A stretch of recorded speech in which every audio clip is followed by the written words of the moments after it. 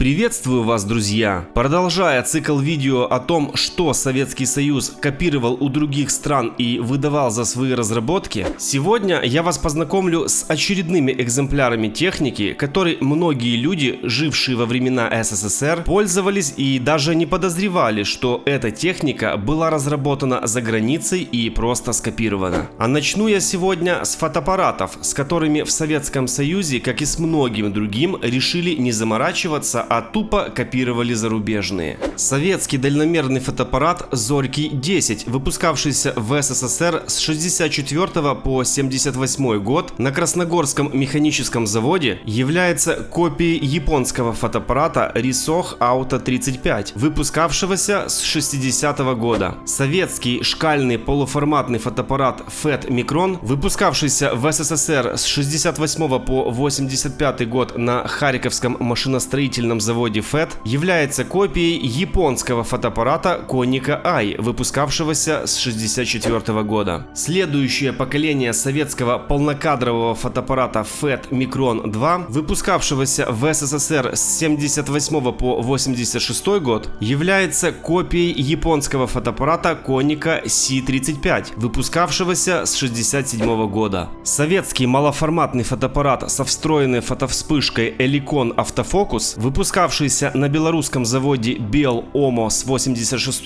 года, является копией японского фотоаппарата Konica C35AF, выпускавшегося с 77 года. Советский миниатюрный фотоаппарат Киев Вега, выпускавшийся на киевском заводе Арсенал с 60 по 62 год, является копией японского фотоаппарата Minolta 16, выпускавшегося с 55 по 74 год. Первый советский бытовой кассетный видеомагнитофон Электроника VM-12, выпускавшийся с 82 по 95 год, является копией японского видеомагнитофона Panasonic NV-2000, выпускавшегося с 75 года. Советский пишущий видеомагнитофон Электроника VMC-8220, выпускавшийся с 87 года на Воронежском заводе Видеофон, является копией корейского видеомагнитофона Samsung VX8220. Популярная советская электронная игрушка Электроника EM02 «Ну погоди», которая производилась с 84 года, является неофициальной копией японской Nintendo EG26IG